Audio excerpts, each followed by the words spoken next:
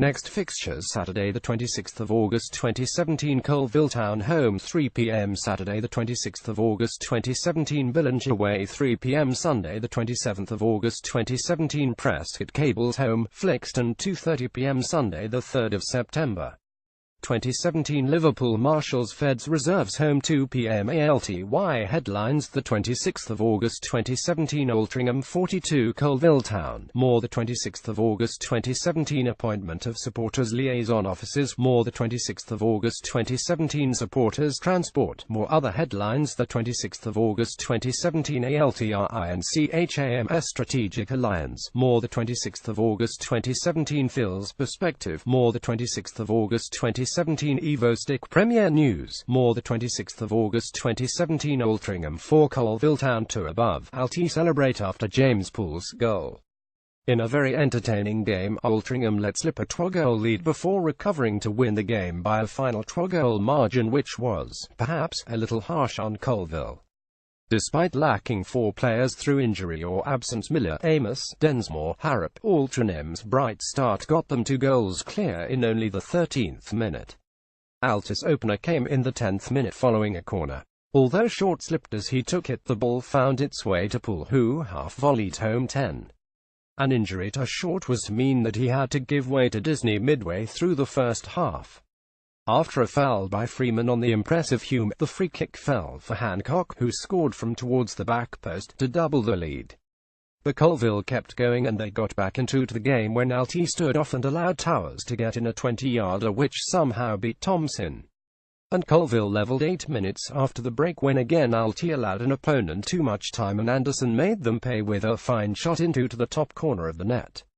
But Alty regained the lead in the 74th minute when Hume scored from close range after substitute Johnston had done superbly to get along the left byline. And Altrincham completed the scoring in the 4th minute of added time when Poole's fine run into the box drew out the keeper and left Hume with a tap-in. Report to follow. The chatroom software on radiorobins.com has been updated and should be accessible now for all users. Saturday fixtures: Saturday the 26th of August 2017, Altrincham 42, Colville Town, Barwell 01, Whitton Albion, Buxton 21, Hales Owen Town, Farsley Celtic 10, Rushall Olympic, Grantham Town 20, Whitby Town, Hensford Town 11, Lancaster City, Micklover Sports 12, Nantwich Town, Staley Bridge Celtic 01, Shore Lane Stourbridge 02, Marine Sutton, Coldfield Town 02, Ashton United, Warrington Town 20, Matlock Town, Workington 0, Stafford Rangers. Phil's perspective: Brian Flynn's interview with manager Phil Parkinson for Altrincham today is below. Phil said, "We go into the bank holiday weekend looking to build on our first win of the campaign on Tuesday night against Whitby Town. We created a lot of chances and it was frustrating that we didn't put more than one of them away. Josh Hancock could easily have scored 3 or 4 times and Tom Pearce was very unlucky to have a class finish ruled out by the assistant referee flagging for offside. That was almost a carbon copy of what happened at Matlock last Saturday. I'm still not sure how we didn't get at least a point out of that game, but we ended up on the wrong end of a 10 scoreline. We now face 2 games in 3 days over the bank holiday weekend, and with less than 48 hours between this afternoon's home game against Colville Town and Monday afternoon's local derby at Whitton Albion, we may well need to use all of the players available to me and Neil Sorville. Tom Hannigan completed his 1-match suspension on Tuesday and is available again, so we now have more central defensive options after James Jones came in for his debut against Whitby and was a real steadying influence alongside Ben Harrison, who has been outstanding so far for us. John Disney Wright is still struggling with his ankle injury. Fortunately, Simon Richmond has slotted in superbly at right back to cover. Sean Densmore will be available for the Whitton game, but it may be too early for him to be involved again, as he will have only just got back from the USA and may be suffering from the effects of jet lag. Max Harrop is away this weekend and not available to us, so we are not flush with bodies, but I still expect to be able to field a strong team and bench in both games. Colville won the first points of the season with a late goal at Grantham in midweek and are a big strong side that like to tackle. They have a couple of likely match winners in Matthias MacDonald and Nathan Watson, and they have just signed Cleveland Taylor from Matlock, who we came up against at Barwell when Neil and I were at Nantwich. The fans played a massive part with superb vocal support on Tuesday night, and it would be fantastic if we could repeat that at the J. Davidson Stadium today and at Whitton on Monday. Altrincham v Colville Town live coverage. You can follow this fixture via this website's minute-by-minute text updates by clicking on the icon below. Alternatively, Radio Robins coverage of the game is outlined below as well. Brian Flynn announces that Radio Robins, sponsored by Ashley Mowers Garden Machinery, is providing full live commentary of Saturday's game at the J. Davidson Stadium. The commentators are Simon Ellis and Tim Ainsworth, and the match summariser is Dave Stringer. Coverage starts at 2:40 p.m. Guidance for listening to Radio Robins. There will be 4 ways to listen to Radio Robins via Mixlr or the Radio Robins website. Open the page in any web browser and the broadcast should start automatically. Please note that the 4-player options Windows Player Real Player QuickTime Winamp will not work now. Download and install the Mixlr app on Android devices from the Google Play Store. Start the app and search for Radio Robins. Download and install the Mixlr app on Apple devices from the Apple Store. Start the app and search for Radio Robins. There is a temporary Wix website here.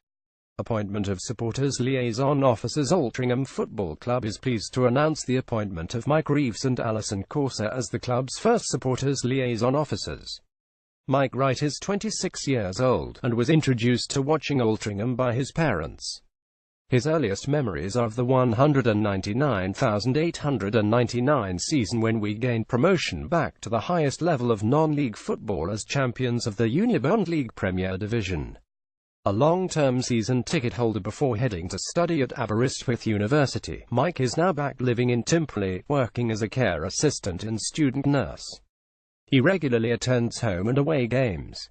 Alison Corser started watching the Robins in the 200,708 season and is now in her 10th campaign as a season ticket holder and is renowned for being one of the most vocal main stand fans. Get back in your box, shut up and sit down, or 2 of her trademark barracks of opposition management. Alison inherited her love of football from her mother, who was a season ticket holder at Fulham, before the family moved north to Sale and started to watch Manchester City. Alty is Alison's real team now. The creation of the Supporters Liaison Officer SLO role was part of the 5-year strategic plan and will act as a bridge between the football club supporters and the board. The role, which is backed by a UEFA initiative, is designed to ensure that fans have dedicated points of contact, who will represent the needs of fans and ensure that the most common issues are raised at the highest level within the football club. The board believe that these 2 appointments can help establish real, constructive dialogue between the supporters and the football club, and give fans a further vehicle by which they can put the thoughts and views forward on any subject they wish. Alison and Mike will play vital roles in providing supporters with a link into the club, allowing fans to put the thoughts and views forward on any subject.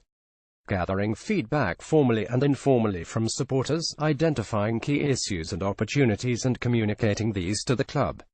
Communicating key information to supporters and other stakeholders through a variety of media, but including face-to-face meetings if required. Congratulations to both Alison and Mike on their appointments.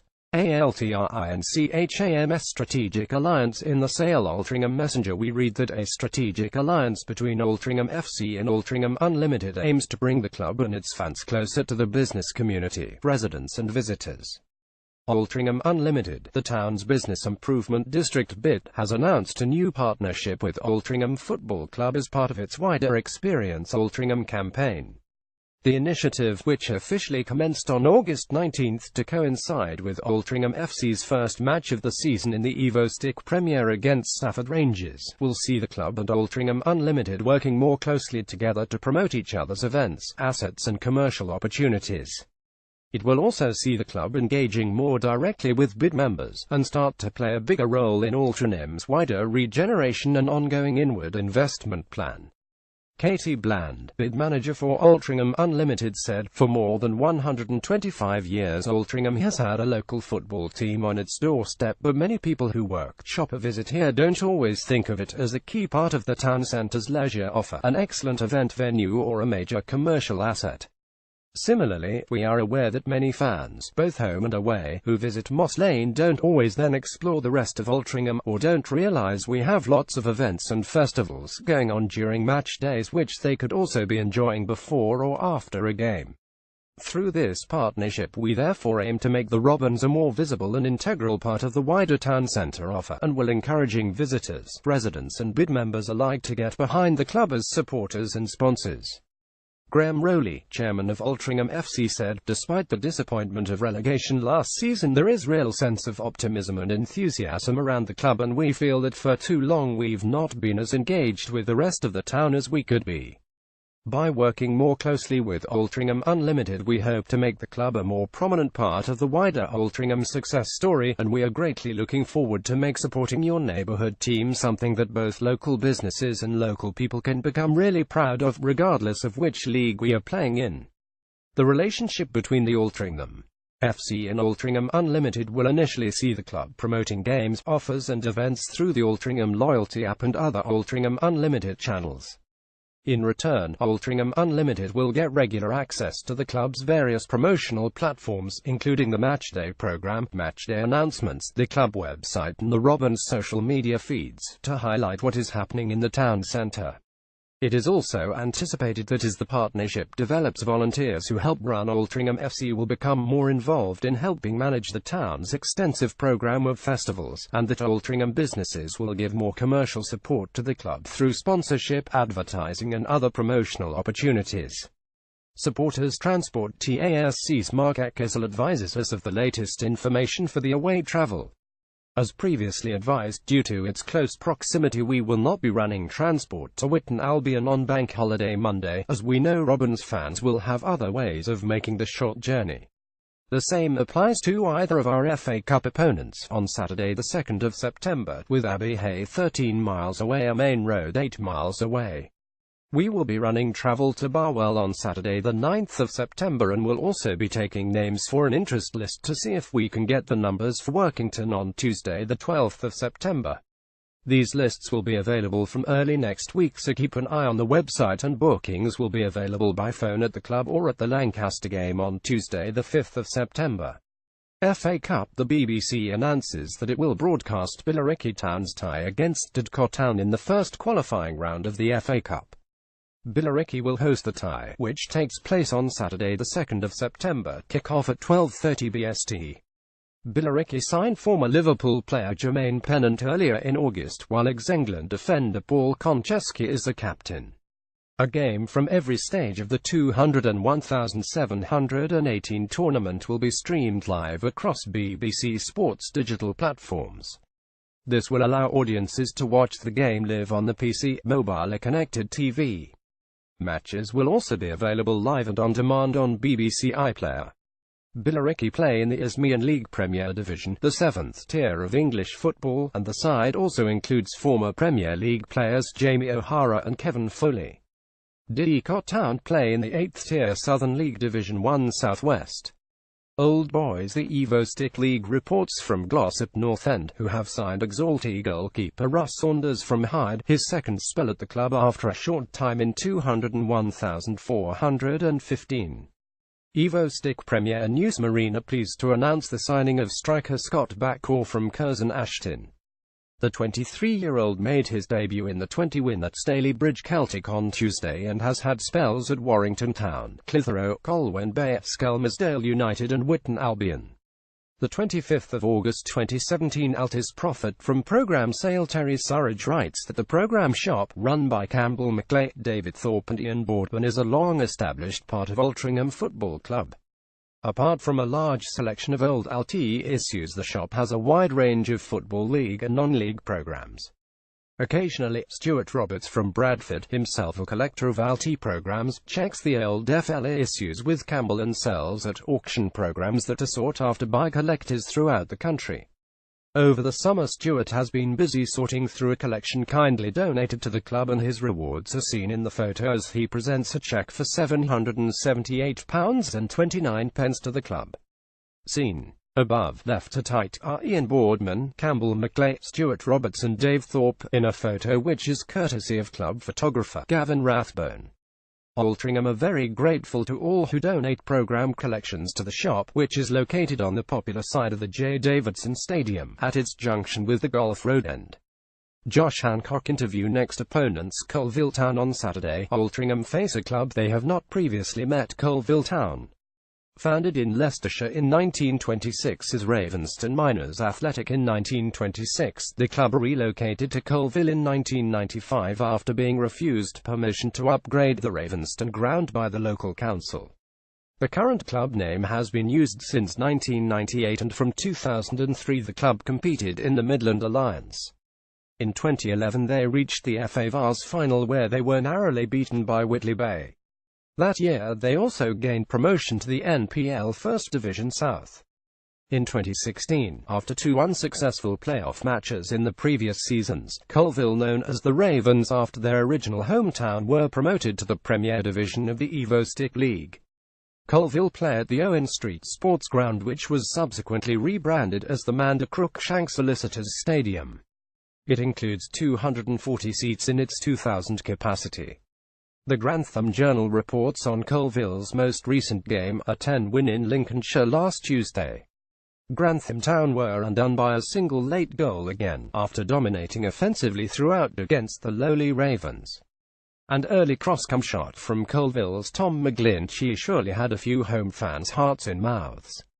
In a rare forward move on 20 minutes, Colville's Jermaine Hollis lifted a sitter over the Grantham crossbar. Grantham goalie Kieran Preston brought former Gingerbread Masai MacDonald down on the edge of the box 2 minutes later, and referee Mr. Chester pointed straight to the spot but luckily kept his red card in his pocket.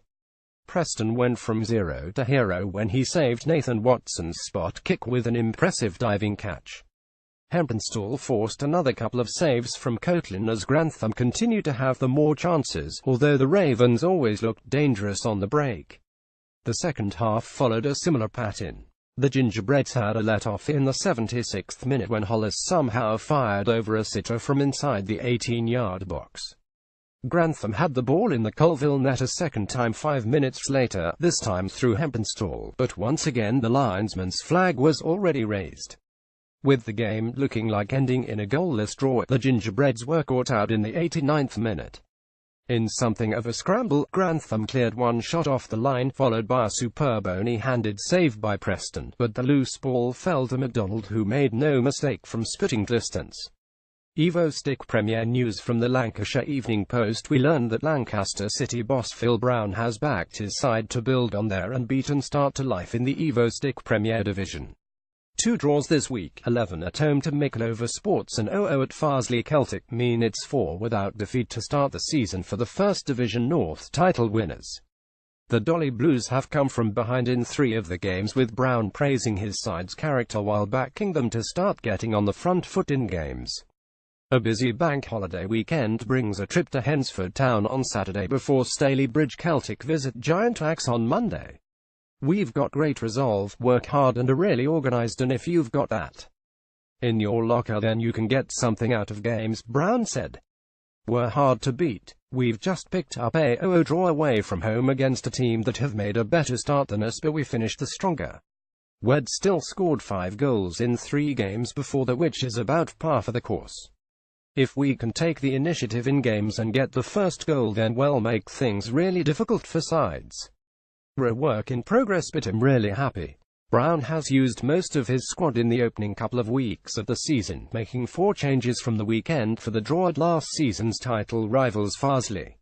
When I looked at the first few games I thought I'd use the squad, said Brown. We were going into the unknown a little, people needed to be fresh and it gave everybody a chance to stake a claim. You've got pre-season for that to a degree, but there's nothing like playing for 3 points. I've not been rotating for rotating's sake. I've got this weekend to come and then I'll look to be a bit more consistent and the first 11 or 16 will be more settled. One player Brown will have to do without for the time being is goalkeeper Chris Cheetham, who injured himself in the warm-up ahead of the draw with Mickleover. Josh Powell has come in and impressed between the sticks for the last couple of games. When I did my analysis of Mickleover, they seemed to send most of the set pieces to the back post, the City boss said. We were sending crosses over for Chris, and when he planted his foot his heel hit the post and he rolled his ankle. It was quite a nasty one to be fair, and we're looking at 4 to 6 weeks. Elsewhere on the injury front, Craig Carney, knee, and Lewis Mayer's hip are working the way back into contention. Simon Wills is also struggling with a tight groin. News from our last opponents, Whitby Town, is that their assistant manager Lee Bullock has warned that the Blues face a tough weekend. The Seasiders side face a trip to Grantham Town on Saturday 3 p.m. before hosting Workington on Monday. Bullock has warned that it's continuing the theme of the start of the season. Bullock said, "It's two difficult teams when you look at last season and where they finished.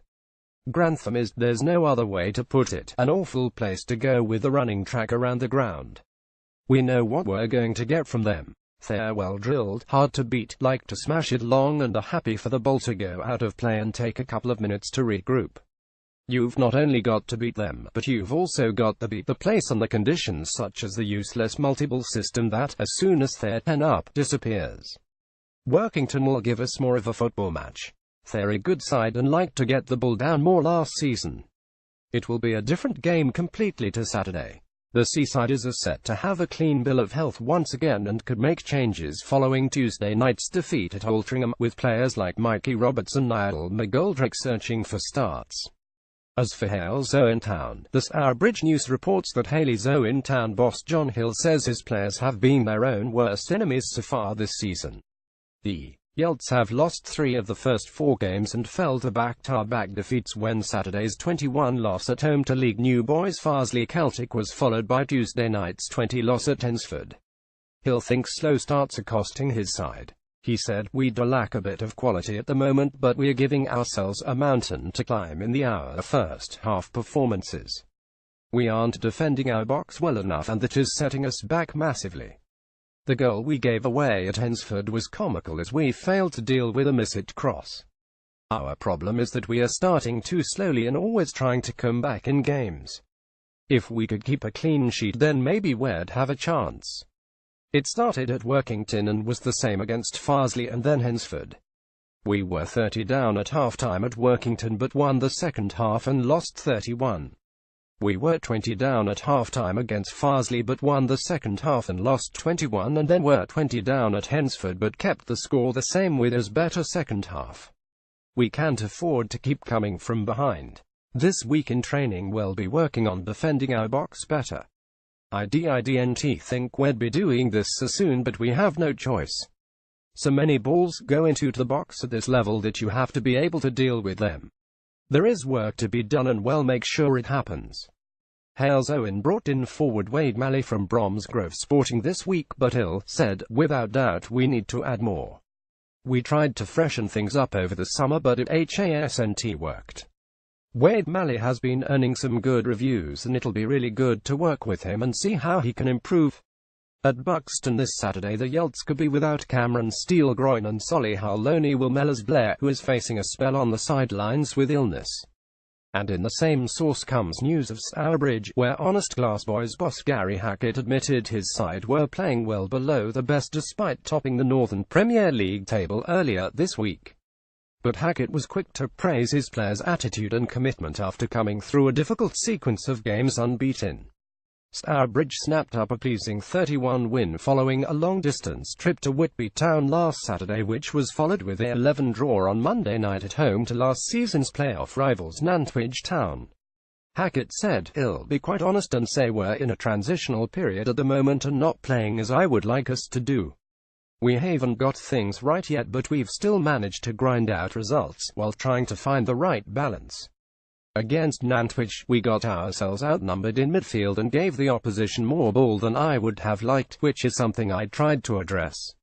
But I couldn't fault the players' resolve when you consider we set off for Whitby at 8 a.m. and didn't get back to the ground until 10 p.m. I was also missing 5 key players for the Nantwich game, all of whom started the season against Matlock Town the previous week. And it hasn't helped that I lost Caeldon Brown during the opening game through injury. Because HES are versatile, HES become a very important cog for us, but HES picked up a knee problem that still isn't quite right and he could be out for another 3 weeks. Stourbridge return to the War Memorial Ground on Saturday when they play host to Marine, which is followed by a bank holiday trip to Rushall Olympic on Monday. Hackett added, "We have become a very difficult side to beat during a difficult period where we've played 4 games in the space of 9 days. The players are giving me everything and the supporters can play a big part as well. The crowds have been very encouraging, considering it's a holiday period at the moment and it's important they get behind the side." According to the Stoke Sentinel, Neil Kitching was pleased with the way Stafford Rangers adapted to a new shape in Tuesday night's 20 win at Mickleover Sports. The visitors took the lead 5 minutes after the break through Dan Westwood, who'd then doubled his tally in injury time to seal a fine away win. Manager Kitching had switched to a diamond midfield on the eve of the game, and only informed the players of the change before kick-off. "It took us a half-hour to settle down to a new shape," Kitching told the newsletter. "We had to play that because Mickleover are too a good side, and too expansive with the ball, for us to keep the shape we had played. We changed the shape overnight and put some information into to the players before the game. But we kept that shape really well, and got better and better as the game went on. In the end, we frustrated them, caused them problems, counter-attacked and got our 2 goals. Credit to the players, they've played the game plan to a T. The result sent Borough top of the fledgling Northern Premier League table. The more the team can take on board the changes of shape that we put in place over the season to get us results, the better." With Lewis Briscoe deployed at the tip of the diamond, Bradley Fortnum-Tomlinson came in for his first start up front alongside Westwood. He set up the first goal, and his pace caused Mickleover problems. Kitching admitted that it had been a tough decision to start Fortnum-Tomlinson over last season's top goal scorer Carl Perry, but is pleased to have these options available to him now. "It was a big call because Carl Perry did really well when he came on Saturday, but Brad did as well," said Kitching. "We felt that playing the diamond was a bit unnatural, so we had to have potentially 2 outlets. Westy will give us goals and runs in behind, and Brad has work rate and desire and is quick." Bradford's Telegraph Argus states that Farsley Celtic have had a very promising start to the season. Adam Lakeland's side host Rushall Olympic on Saturday, and after 4 games, the Celts have twice as many points as the Picts. Farsley are unbeaten in the 4 games and sit second in the early table, with James Walshaw and Nathan Carman plundering the goals. The Picts lost their opening 2 games but beat Stalybridge Celtic 10 last weekend and drew 44 at Barwell in midweek. Closer to home, the Tameside Reporter reports on 2 local teams as Ashton United won 10 at Warrington Town. A single strike was enough for the Robins to see off another early league leader as John Pritchard's superb effort took all 3 points. The visitors were forced into several changes with captain Mark Lees on honeymoon. Cavill switched to left-back, allowing Lanre Olopade to step in on the right side of defence. Just before the half-hour, the Robins took the lead for the 4th successive game as Platt's pass found Pritchard in space and his swerving effort from 30 yards gave Macmillan in the home goal no chance, a moment of quality out of keeping with most of what had gone before. Liam Tomsett then forced a save out of Macmillan with a swinging shot as the Robins got the passing game going, and Aaron Chalmers then headed Pilkington's free kick over the top. Ashton team: Carnell, Olopade, Granite, Chalmers, Roberts, Platt, Tomsett, Pilkington, Chadwick 67, Pritchard, Dyke, Banham, Woodford, Durnan. The 24th of August 2017 from the Boardroom. In Bill Waterson's From the Boardroom article, printed in Tuesday's Robins Review, he announces that long-standing alty supporter, Noel Shield, is Altrincham FC's new commercial manager and calls on supporters to back the team. It might seem that events on and off the pitch have conspired to dissipate a great deal of the optimism generated over the summer. However, there is reason to believe that this gloom is premature. On the field of play we have a squad that is stronger in many positions than we were able to put out last season, and they are led by an ambitious and highly talented manager in Phil Parkinson, supported by a strong backroom staff. We have not yet seen this translate into results, but those of us at Nantwich would have seen a team that battled, and the successful execution of a plan B when in the recent past it has sometimes been difficult to ascertain if we had a plan A. The summer saw a great deal of activity off the field too. We have strengthened the board, have put in place the first of the recommendations of the strategic review and carried out ground improvements. And of course we have cleared the way for new investors to take a majority share in the club. In the coming days, we will be communicating further about our plans for the commercial function at Moss Lane, and as part of this overhaul, we're delighted to announce the appointment of Noel Shield to the role of commercial manager. Noel takes over from Barry Pond in leading the drive for sponsorship and advertising, with Barry Wright looking to spend more time as the host of the Vice Presidents on Matchday. Barry is a true gentleman and has done a fantastic job for the club with more than 20 years running commercial activities at Moss Lane. We will be announcing another critical role for the club this week, the supporters liaison officer. We want to make sure that all fans have a formal route to the board, and with so much going on at the moment, for there to be a clear and unambiguous communication channel between the board and the fans. In addition, we hope that this will provide the catalyst for a reinvigoration of TASC as the official supporters body and will lead to a closer relationship between the club and all its fans. In summary, a great deal has changed at the club and more change is coming. We believe that we are currently experiencing a lag between having made the changes and those changes taking full effect. We are not complacent about this, however, and we are taking stock of progress as we go. For example, we anticipate needing to further strengthen the board as our plans bear fruit. Similarly, on the field of play, with Phil and team in place and with our squad, most of the elements of success are there. The level of change has been significant and therefore the team may take time to achieve its full potential. The support we have received over the last few seasons has been phenomenal, particularly given results. Can we ask you to please curb your understandable frustrations, which after all are not with this crop of players, nor with the management team, and show them just how magnificent an Altrincham crowd in full force can be. Youth Report has previously reported, Alty Youth lost their opening match of the season, 51 at Chester FC.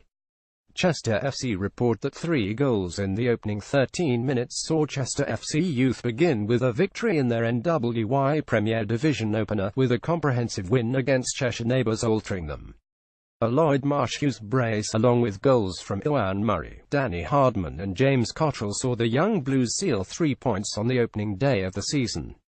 It took just 90 seconds of the new season for Lloyd Marsh-Hughes to open his account, firing home from the penalty spot after Rain Hallowell was dragged down in the area.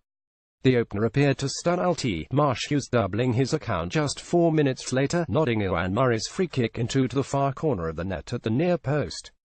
The Blues' confidence was growing and the third goal was added in breathtaking circumstances. Rain Hallowell's throw-in made its way into the penalty area. Iwan Murray's spectacular overhead kick fired the ball into the top corner of the net, to the delight of all in attendance. Altrincham were now finding a foothold in the game and pulled one back just before the half-an-hour mark. A loose ball on the Altrincham left was never really dealt with and was pulled back across the Chester penalty area to be slotted beyond Gale in the Chester goal, despite Ryan Dobson's attempt to clear on the line. Chester clinched the final goal of the half, however, to put their advantage at 41. Alty failed to clear a bouncing ball in the penalty area, Danny Hardman finding the net at the second attempt. The second half didn't ever produce the entertainment value that the first half had, but James Cottrell's goal was the pick of the action in the second 45 minutes. Dobson saw his headed effort saved towards the end of the half, but there was little to report in a game that had appeared over inside the opening quarter of an hour. Reserves defeated Altrincham FC. Reserves lost 20 away to Whaley Bridge Athletic on Wednesday evening. Altrincham suffered 3 injuries during the match and played the last 30 minutes with 10 men as a consequence. On Saturday they are again away from home at Billinge at 3 p.m. Next away opponents Whitton Albion. Altis' next away trip is to Whitton Albion on Bank Holiday Monday. From Cumbria, the News Star tells us that a battling performance from Workington Reds saw them take a point from an impressive Whitton Albion side. Reds came up against another talented keeper in Whitton's number 1 Calvin Hare, who denied them on several occasions, including from the spot. Sam Smith made a couple of timely interventions at the back, and, despite going a goal down, Reds struck back and never stopped looking for the equaliser. When it finally came, it was courtesy of the talented Connor Tinian. A poor ball back to the Whitton keeper caused chaos as Allison chased down the ball and Calvin Hare in the goal brought the Reds striker down. The referee instantly pointed to the penalty spot and Up stepped Anthony Wright to try and give Reds the advantage. It was a well-taken penalty, but Hare was ready to make amends and he dived down to his left to save the ball and Joel could not put away the rebound. It remained 0 at half-time. But against the run of play it was the visitors Whitten who took the lead. The ball came out to James Foley on the right-hand side and he squared it across the goal for Rob Hopley to take a simple tap-in. Prince Hayward was causing problems for the Reds' defense as he used his pace to get the ball forward. It took a while, but finally Reds beat the opposition keeper and Tinian struck a fine shot with his right foot and, despite a slight deflection, it flew into the goal to level matters. Whitten, Hare, Gardner, Williams, Wilson, Brown, Ryan, Hayward, Foley, Hopley, Thames, Headley. Subs not used: Jones, Evans, Newby, Neild. Mike's Whitby Guide. Mike Garnett's Guide to Whitby Town appeared in Tuesday's Robins Review. The history: we first encountered Whitby on this ground in August 1998, and early Leroy Chambers' goal being matched late on by Graham Robinson for the Seasiders in front of a crowd of 752, and met regularly over the next 6 years, apart from our one campaign back in the conference in 19,992,000. Our last meeting was in North Yorkshire on April 17, 2004, when both sides were seeking spots in the new Conference North for 200,405. Alty got off to the best possible start, Kieran Lugsden being fouled in the penalty area and Steve Aspinall converting the spot kick in the 6th minute, and Peter Ban taking advantage of the home defence's failure to clear to make it 20 with a shot from 15 yards 7 minutes later. Lugsden was, to put it charitably, assisted into the boundary wall by a home defender 5 minutes later and had to be taken to hospital, which was not a good sight for those Alty supporters who had travelled over by coach, suffered a breakdown en route and been rescued by the team coach, arriving at the Turnbull at around 3:20 p.m. The final crowd figure was 379. There were, however, enough of us independent travellers present to make a respectable noise early on. The process of readjustment after Lugsden's departure broke up the Robins' early rhythm, although substitute Marcus Hallows should have scored when put clear. Nicholson's goal in first half stoppage time stood despite the linesman's appraised flag, and when Veert converted a penalty 7 minutes after the restart, one feared the worst.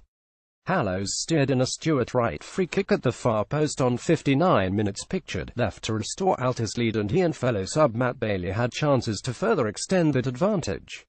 Sheeran thought he had equalised late on, but on this occasion referee West supported his linesman's ruling in the Robins' favour. Whitby is the home of jet, the material from which black jewellery is made, the famous Abbey and the 199 steps up to it, Captain Cook, Dracula, and superb quality fish and chips if the ravenous gulls don't nick yours. I'm planning to spend a couple of days up there in October, exploring the North York Moors Railway among other things, as well as revisiting the football ground. The Turnbull ground. I first visited the Seasiders' home in April 2000. Travelling up with friends on what became a very wet Saturday to see Alty play at Scarborough. Apologies to our guests for mentioning the town. We discovered on arrival at Seymour Road that the game was off. A couple of phone calls later we found that Whitby v Guiseley in the NPL was still on and made our way north, arriving just in time for kick-off. Conditions were scarcely fit, but both sides wanted to play and the referee agreed to go ahead. Given the appalling weather, the game was great entertainment for the 494 spectators. Pictured right is Alty's game at Whitby in that year, with Stuart Schuber seen here in action. The first half was goalless, but Whitby scored twice in the third quarter. Guiseley pulled one back with 10 minutes left. Whitby missed a penalty before clinching the points with a third goal 5 minutes from time. The main stand was showing its age by the time I next visited in 2004. The terrace opposite appeared to have been re-roofed in the intervening 4 years and to have acquired a few seats. Both ends were fairly narrow, but overall the Turnbull looked a perfectly adequate venue for this level of football. FA Cup opponents. The replay of the replay between Main Road and Abbey Hay, to determine who will play Alty on the 2nd of September in the FA Cup 1 qualifying round, will now take place on Monday the 28th of August 7:45 p.m. The original replay had to be abandoned in extra time because of a serious injury to an Abbey Hay player. Former Alty physio Alan Ainsley is now back at Abbey Hay and dealt with the injury. NI Picture reviews the FA Cup replays. City of Liverpool 8 Prescott Cables 2 is a staggering result in one of 4 upsets in Tuesday night Emirates FA Cup preliminary round replays. Last Friday's original tie attracted a massive 976 crowd to Cables Valerie Park, and Tuesday saw another terrific crowd of 956 witness an amazing upset. Carl Noon scored a stunner 9 minutes into the second half to make it 51, and Luke Denson on 61 minutes, McGrath with his second on 74 minutes, and Alex Peterson 8 minutes from time made it an astonishing 8 for City of Liverpool, with Harry Kane netting a stoppage time second to ironic cheers from home fans. The Purples will now play Evo-Stick League Premier side Nantwich Town in the first qualifying round. The Hallmark Security League were assured of another side progressing into the first qualifying round as league rivals West Didsbury Chorlton and 1874 Northwich met in the replay, with the visitors winning 31. Sam Hind gave 1874 a 23rd-minute lead at the host level just past the hour mark through Tom Bailey. But Jake Parker on 75 minutes and a stoppage time third from Adam Whitlock took 1874 through. Evo-Stick Premier News. A review of Tuesday's matches comes from the Evo-Stick League, which tells us that Tuesday night saw first wins for the season in the Evo-Stick League Premier for Altrincham, Hensford Town and Colville Town, and first defeats for Warrington Town and Mickleover Sports, writes Pitchero's Steve Whitney. The Pitmen saw off neighbouring Hales Owen Town 20 at Keys Park, a decent crowd of 404 seeing the home side get off to a great start with a goal from Devon Green inside the opening minute. Luke Rogers quickly doubled their advantage 9 minutes later, but they weren't able to add to that tally. Colville got off the mark by inflicting a second successive defeat on Grantham Town, who had won the 2 opening matches. But the Ravens left it late. Masai McDonald breakthrough goal coming just 2 minutes from the end of normal time. Warrington first defeat came at Cantilever Park against an Ashton United side who were the side that beat Grantham last weekend. John Pritchard goal on the half-hour mark proving good enough on the night for the Robins. Mickleover were undone, also at home, by a Stafford Rangers side for whom this was a third win in 4.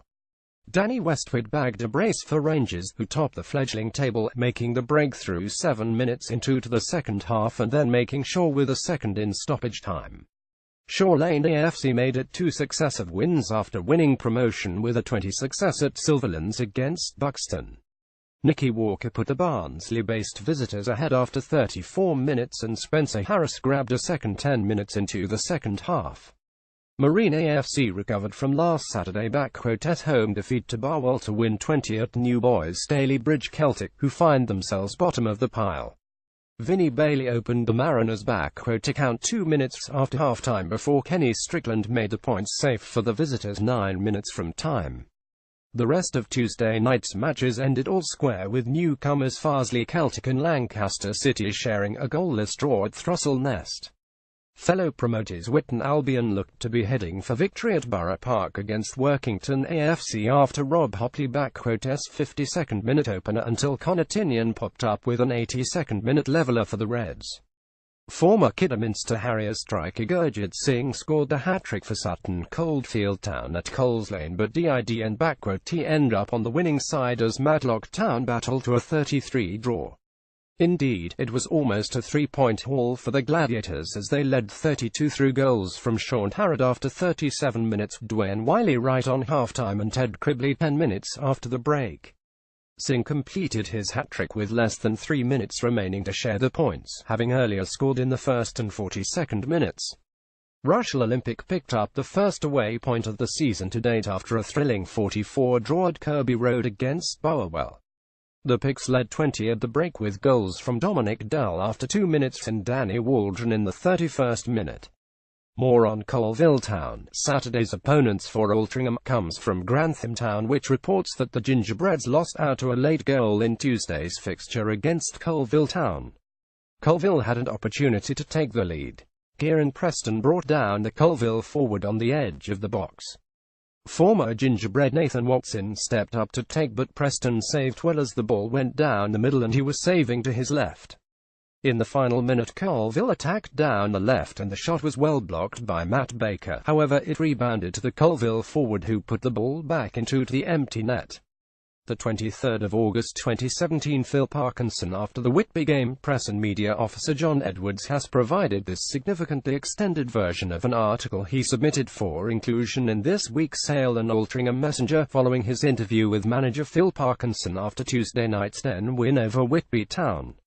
A goal by Josh Hancock on the half-hour put a smile on Phil Parkinson's face as Altrincham registered the first Evo Stick League Premier Division win against Whitby Town on Tuesday night. Summer signing Hancock hammered home a close-range angled volley for Alty's first goal from open play this season as they turned on the style and created a string of clear-cut chances. With a second goal proving elusive, they had to endure a nervy final few minutes, but Parkinson was still delighted with his team's overall showing and the level of backing from a vociferous J. Davidson Stadium crowd. Above left, alty keeper Tony Thompson makes a good save in the Whitby match, as seen by Mike Ripley. Right, Gavin Rathbone's image shows Jordan Hume also in action against Whitby.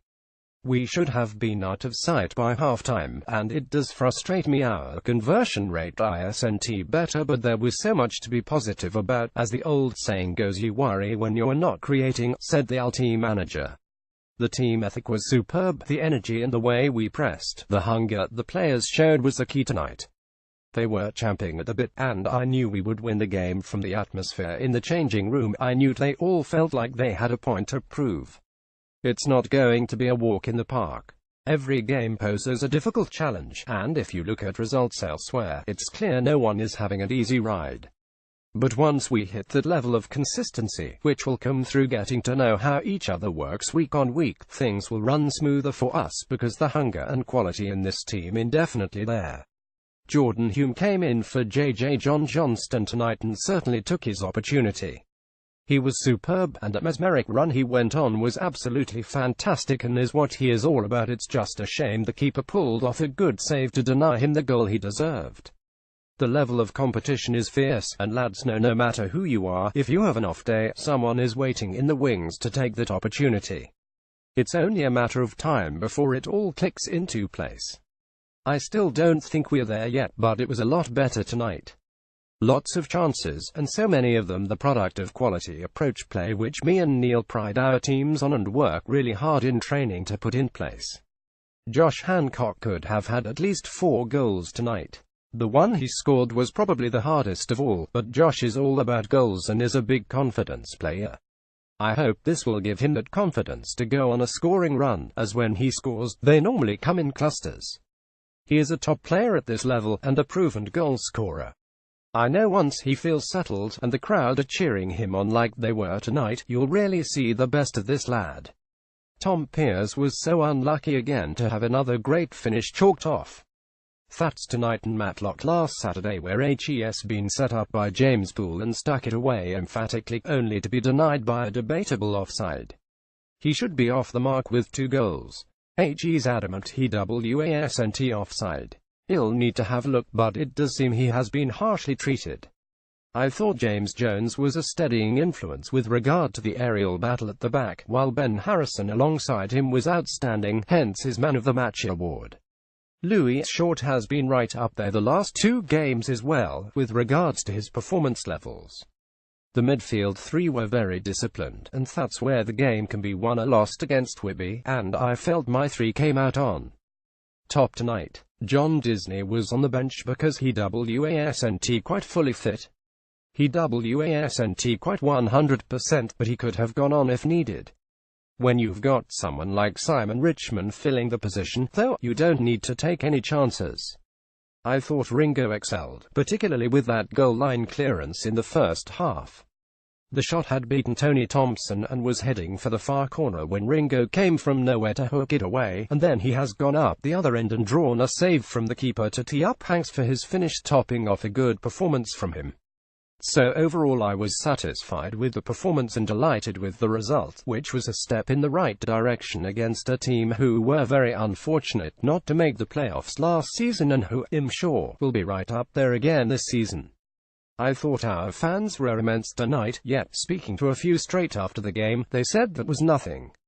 In that case, I'm really looking forward to seeing what the next step up from that is, because it was different class.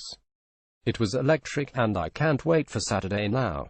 Altrincham 10 Whitby Town. Altrincham secured the first win of the season at the fourth attempt with this victory over Whitby, which should have been more comfortable than it proved to be. The Robins started the game well but failed to convert several half chances before a fine advance up the wing by makeshift right-back Simon Richmond led to his well-struck shot being beaten out, only for Josh Hancock to score with a firm shot from 15 yards or so. It was Alty's first goal from open play in more than 5 hours of football. Though the home side continued to have the better of the game, they continued to show a less than clinical approach in front of goal and were subjected to a tense 4 minutes of added time by Whitby.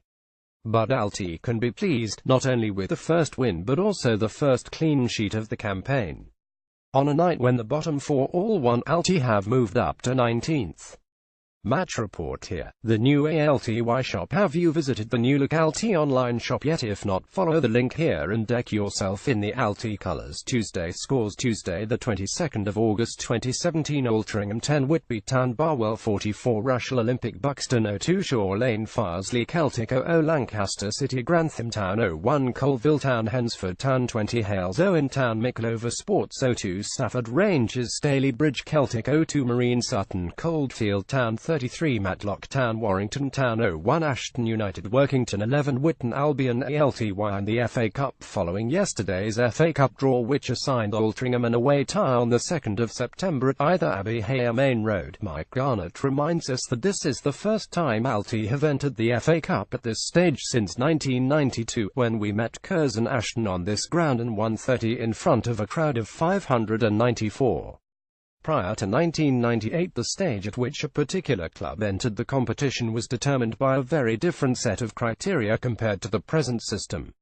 Briefly, then as now, clubs in the top two tiers Premier League Division 1 is then called, I believe, entered at round 3. Remaining Football League clubs entered at round 1, along with the FA Trophy winners and runners-up from the preceding season.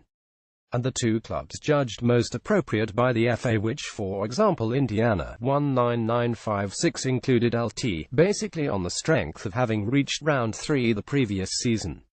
20 clubs were exempt to the fourth qualifying round, essentially on the basis of the record in the previous few seasons, and most of the rest entered at the start of the competition.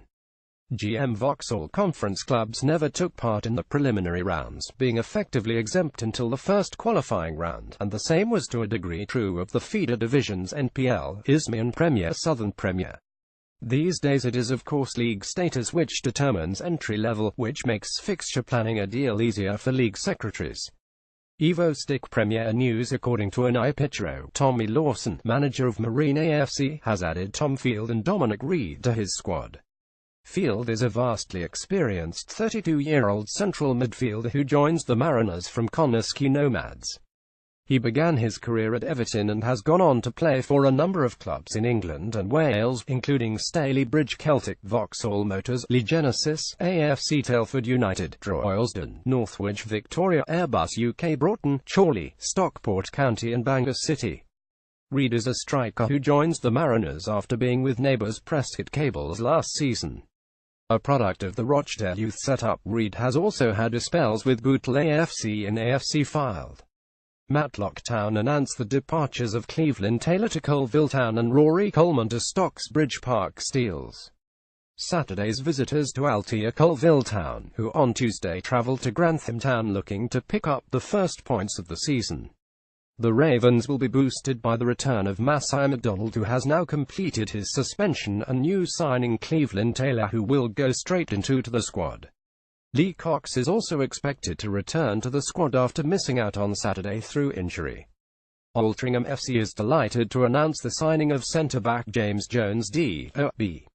The 13th of March 1997. James Wright impressed as a trialist for Alty in July but, in August, decided to try his luck elsewhere. Now, the club is pleased that he has returned to the J. Davidson Stadium and signed for Alty. He is expected to be involved in tonight's match against Whitby Town. Before joining Altrincham, James spent 3 seasons with Welsh Premier club the New Saints, graduating from their academy to the first team.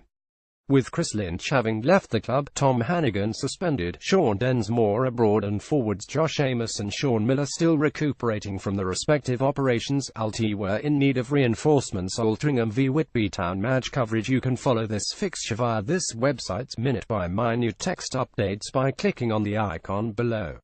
Alternatively, Radio Robins coverage of the game is outlined below as well. Brian Flynn announces that Radio Robins, sponsored by Ashley Mower's Garden Machinery, is providing full live commentary of tonight's game. The match commentary sponsor is Steve Bew. The commentators are Alex Sarwar and Brian Flynn, and the match summariser is John Edwards. Coverage starts at 7:30 p.m. with the game kicking off at 7:45 p.m. Guidance for listening to Radio Robins. Today there will be 4 ways to listen to Radio Robins via Mixlr or the Radio Robins website.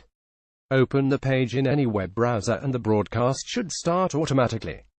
Please note that the 4-player options Windows Player, Real Player, QuickTime, Winamp will not work now. Download and install the Mixlr app on Android devices from the Google Play Store. Start the app and search for Radio Robins. Download and install the Mixlr app on Apple devices from the Apple Store. Start the app and search for Radio Robins. There is a temporary Wix website here.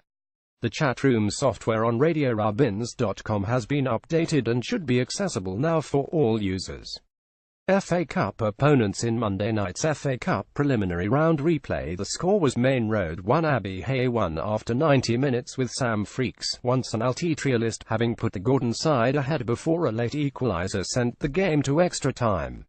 However, a serious injury to an Abbey Hay player in extra time led to the match abandonment. Earlier, Altrincham had reported that the first qualifying round of the Emirates FA Cup has thrown up some interesting ties. 2 of the Chroma Sport Trophy's United Counties League sides who caused upsets in the last round both face Evo-Stick League Premier opponents, Boston Town having the bonus of being drawn at home to Hensford Town, while Step 6 Minnows Potton United travel to Dales Lane to take on Rushall Olympic. Little known, Hormond, last season S West Midlands Regional League champions who are now playing in the Midland League Premier Division, were rewarded with a home tie with another NPL Premier outfit, Matlock Town. Tool Station Northern Counties East League Division 1 side Grimsby Borough face a tough task by being drawn away to high-flying NPL Premier outfit Warrington Town. Altrincham hold the record of knocking out more Football League sides than any other club that has spent its entire history playing in non-league football. They faced a tricky derby from the winners of the All-Hallmark Security League replay between Abbey Hay and Main Road, but at least LT fans have far to travel. Whoever wins the Hallmark Security League records Abbey Hay's league record this season.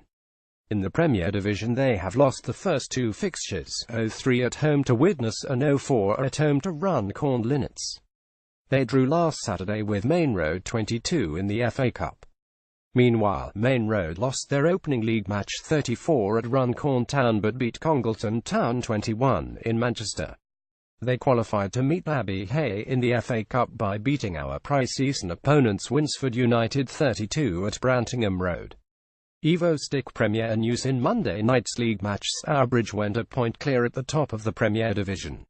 Stourbridge 1, Nantwich Town 1 elsewhere. Altrincham confirms that Warrington Town have signed 2 players at opposite ends of the experience scale in Phil Baker and Caleb Richards, who joins on loan from Blackpool. Amazingly, Baker has won the Welsh Premier Championship no less than 8 times. The experienced 34-year-old centre-back Baker was an integral part of the new Saints squad for over a decade, and was twice named in the Welsh Premier Dream Team. Last year he was awarded the Dafabet Welsh Premier League Clubman of the Year award. Baker made his Welsh Premier debut for Bangor City in 2003, joining the Farrar Road club from Tranmere Rovers, but left after a short time to join League Two outfit Exeter City. Baker returned to Aberystwyth Town in 200,304 and made 32 appearances. After a brief spell with Droylsden, he rejoined Bangor City in September 2004. He joined the New Saints, where he has established himself as one of the Welsh Premier's most successful defenders of all time, with 340 league starts. Baker moved to the top of the all-time list of Welsh Premier players who have appeared for the clubs in European competitions. He has appeared in a record 31 games in Europe, including matches against Liverpool, RSC Anderlecht, CSKA Sofia and Legia Warsaw. Left-back Richards signed professional terms with Blackpool in April. The 18-year-old was under-18 captain last season and had a taste of first-team football. He has signed a deal which runs until the end of the 2018 season and includes options to extend by a further 12 months. Richards is no stranger to the non-league game, having spent time on "work experience" in November 2016 with Warrington S-League rivals Marine AFC. The 21st of August 2017 alty away in FA Cup. Alty enter the FA Cup at the first round qualifying on Saturday the 2nd of September 2017, the draw for which was made today, Monday. After 4 home cup draws for the club this summer, Cheshire Senior Cup, Integro Cup, FA Trophy and FA Youth Cup, Altrincham have been drawn away at Abbey Hay Main Road.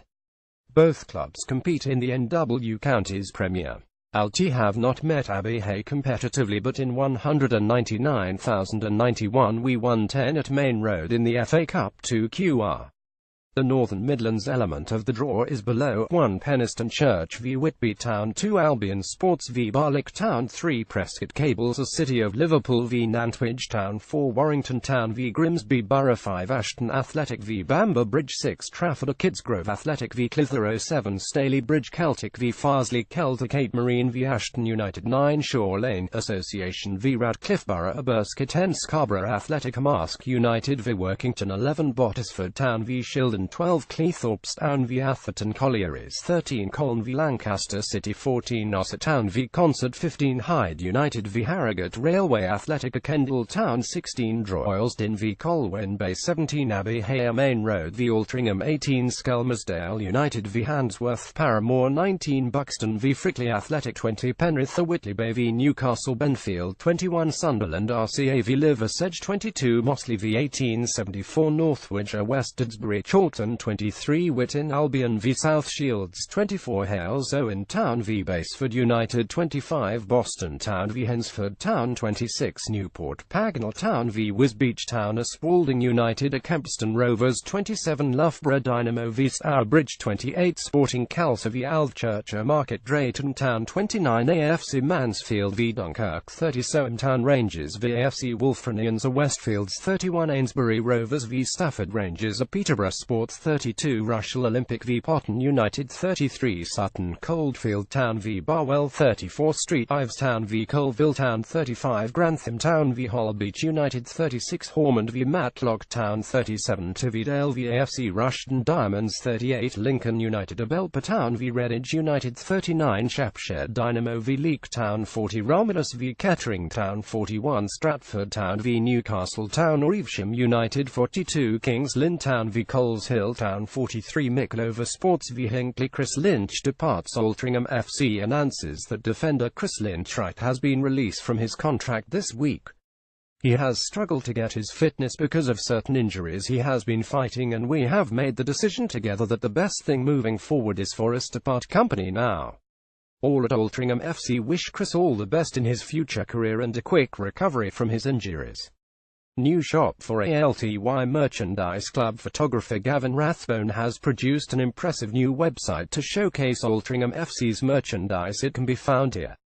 So why not pay it a visit and order your Alty replica kits and so much more. FA Cup draw. Alty enter the FA Cup at the first round qualifying on Saturday the 2nd of September 2017, the draw for which is due at some time on Monday today. As usual, the FA is incapable of saying exactly when the draw takes place, but it is believed to be around 1 p.m. Youths lose first game. The North West Youth Alliance reports that Altrincham FC Youth lost their opening league match of the season 51 away to Chester FC. Other results were Ashton Athletic 1 Southport 5 Curzon Ashton 4 AFC File 2 Stockport County 0 Nelson. 12 other teams in the Premier Division this season are Chorley, Hyde United and Prescott Cables. Alty's next league fixture is at home to Prescott Cables at Flixton Football Club M41 8RQ next Sunday. In the NWI Open Cup, Alty are at home on a day TBC to Southport, and in the Neil Thomason Cup they entertain Chorley. In the FA Youth Cup first qualifying round, to be played in week commencing Monday the 18th of September, Altrincham will be away to either Ashton United or Chadderton. Next opponents Whitby Town on Tuesday night. Altrincham welcome Whitby Town to the J. Davidson Stadium. Mike Garnett reminds us of the historical record of matches between Alty and Whitby Town. After 10 encounters, Whitby have yet to defeat Altrincham. Home P5W4D1LOF11E3 away P5W4D1LOF13A7 all P1OW8D2LOF24A10 on Saturday. The Whitby Gazette reported that a clinical performance from Stourbridge ensured a 31 defeat and a second defeat in 3 for Whitby Town. Just 4 shots on target brought 3 goals from the visitors, with Jordan Archer netting a brace, with Glassboys skipper Paul McCone adding the other. The Seasiders' only response came from Luke Bythway's powerful 25-yard free kick. Chris Hardy named an unchanged side from Tuesday night's victory over Stalybridge Celtic, with the only change to the team sheet coming with Andy Monkhouse making the bench over Anthony Hume. Whitby Town: Bland 6, Martin 6, McWilliams 6, Bythway 7, Bullock 6, Snaithsey 7, Carson 6, Girl 6, Willard G 6, Diamond 6, Risborough 6.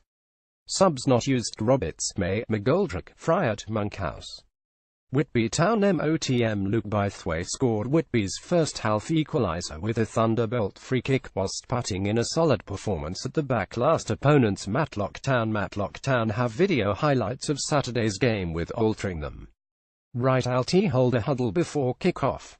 Matlock Town report that Dwayne Wiley's bullet header from a 48th minute corner won the Gladiators all 3 points on a day when sheer hard work and determination won the day over quality.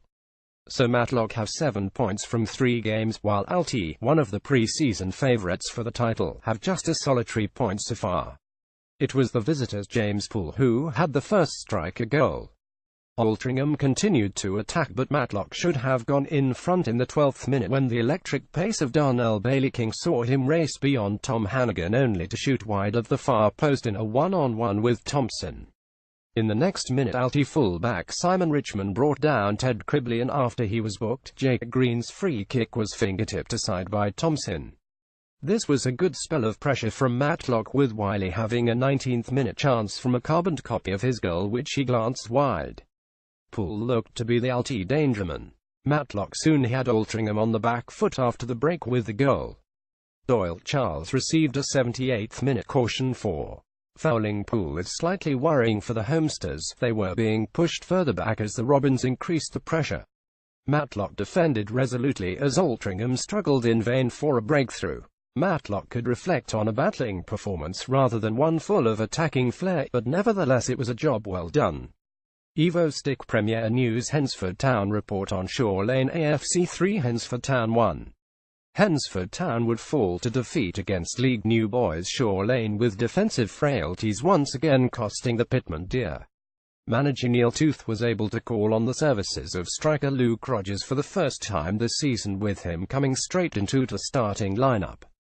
The game was barely 3 minutes old though before the Pitmen found themselves a goal down after the home side's Gavin Rothery picked the ball up on the left before delivering a teasing ball into the box, which was turned home by Samo G into his own net. Hensford responded well from this early setback though and drew level in the 14th minute when Danny Glover once again rose highest to nod the ball down inside the penalty area, and Matt Dodd was able to poke it home underneath the advancing goalkeeper. Hensford felt somewhat aggrieved in the 42nd minute when James Laurie's effort was ruled out, with Glover adjudged to have fouled his man. This would prove to be crucial as on the stroke of half-time the home side retook the lead. A third goal would arrive for Shore Lane in the 59th minute. Alty Old Boys or Extrialists are emboldened in the following list: Shore Lane AFC Stewart, Bembaletta, Sargent, Lenyon, Lugsden, Qualter, Byrne, Harris, Aberdaki, Clayton, Chilaka, Norris, Rothery, Walker. Subs not used: Reeves, Huff, Hensford Town, Wren, Wright, Ballinger, Bailey, Ogie, Smith, Dodd, Thorley, Glover, Nardet, Rogers 65, Laurie, Green 61. Subs not used: Mutton, Melbourne, Taylor. At least one Shore Lane supporter nominated Lenine as man of the match on Twitter. The 20th of August 2017 Matlock Town 1 Altrincham 0. Alty's poor start to the season continued as they lost to a headed goal by Wiley from a right-wing corner.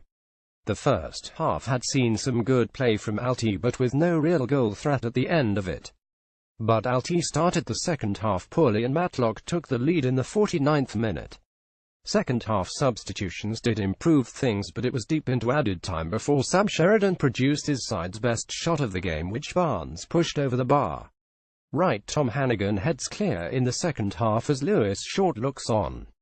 Match report here: reserves draw. Altrincham FC reserves drew 11 at home to Rylands on Saturday. Next Saturday they play at Whaley Bridge Athletic 6:30 p.m. Phil on Nantwich draw. Brian Flynn, alty press and media officer, has provided the following comments on last Tuesday's game at Nantwich by manager Phil Parkinson, which have been submitted to Altrincham today. 1 point from 2 games is obviously not the start that we were looking for in our opening matches of this Evo-Stick Premier Division campaign, but I was delighted with the way the players dug in on Tuesday night at Nantwich to get a result. The 30 opening day home defeat to Stafford was pretty devastating in itself, so when we went a goal down and were reduced to 10 men inside 40 minutes with the dismissal of Tom Hannigan, I was wondering what the hell was going on, but I could see the determination on the players' faces in the dressing room at half-time, and we really took the game to Nantwich in the second half, despite having a one-man disadvantage. We had to take a chance tactically by going one-on-one against them at the back, but this worked well and we gradually took control of the game and deserved the late equaliser through John Johnston's penalty, which we may have been a little fortunate to get, as the tackle may have been just outside the area. If it was, then we deserved a bit of luck. We certainly deserved something out of the game. We all appreciated the tremendous support at Nantwich. There must have been a couple of hundred LT fans, who kept on singing and encouraging the team throughout the game, despite the difficult circumstances that we faced from the 39th minute onwards. Today, we travel to Derbyshire to take on Matlock Town, who have started well with a draw at highly fancied Stourbridge and a 32 home win against Hensford on Tuesday night. It will be a tough encounter, but I know the players will be up for it. We will be without Sean Densmore for the next 3 games. He is best man at a wedding in the USA, and Chris Lynch will not be travelling, as he has a back problem. Tom Hannigan will miss Tuesday night's game at home to Whitby, as he will be serving a 1-match suspension. Therefore we need strengthening in the central defensive area, and I am hoping to bring someone in to do that, possibly today, but certainly for Tuesday. We are still searching for that first win, but I am convinced that when it comes, these players and this team will start to fly, and I am convinced that everyone is in for an exciting and successful season. Evo-Stick Premier News: the Evo-Stick League confirms the following transfers involving Premier Division clubs.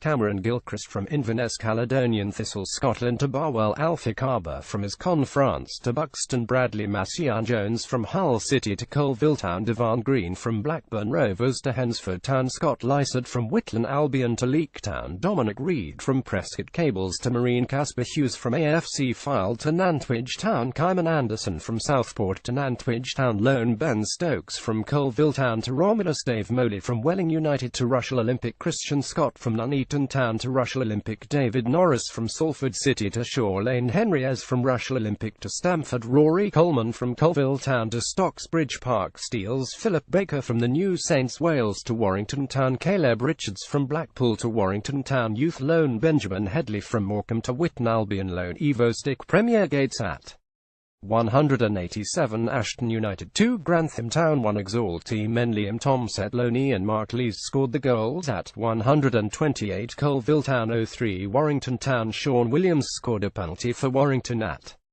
357 Hales. Owen Town 1-2 Farsley Celtic. James Walshaw scored one of Farsley's goals at 192 Lancaster City 1-1 Micklover Sports at 301 Marine 0-1 Barwell at 457 Matlock Town 1-0 Altrincham at 307 Nantwich Town 2-0 Workington at 231 Rushall Olympic 1-0 Staley Bridge Celtic at 152 Shaw Lane 3-1 Hensford Town at 592 Stafford Rangers 1-4 Buxton at 231 Whitby Town 1-3 Stourbridge at 298 Whitton Albion 1-0 Sutton Coldfield Town. Old Boys Exalty players who scored in the Emirates FA Cup preliminary round included Alex Frost netted a brace for Droylsden in front of 89 spectators. Ossett Albion 3-4 Droylsden. 202 people saw Jerome Wright score, but Ramsbottom United lost 23 at home to Liversedge, and in Vanarama North, Salford City beat Kidderminster Harriers 30 thanks to a Jack Redshaw hat-trick.